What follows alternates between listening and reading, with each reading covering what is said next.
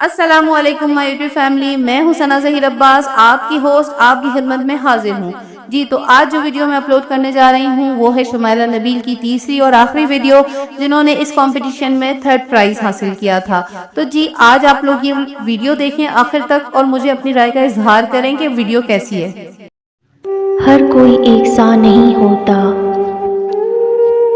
बेवफा बावफा नहीं होता। लाख चाहे भूलना इसको, पर इसे भूलना नहीं होता। इनके हर झूठ पर हूँ बरहम मैं, इनके हर झूठ पर हूँ बरहम मैं।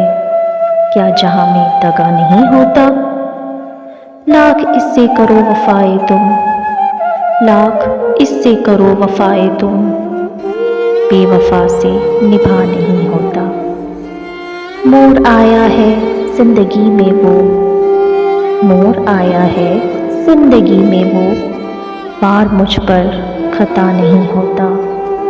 एक फिजा प्यार की रहे कायम, एक फिजा प्यार की रहे कायम, नफरतों में मजा नहीं होता।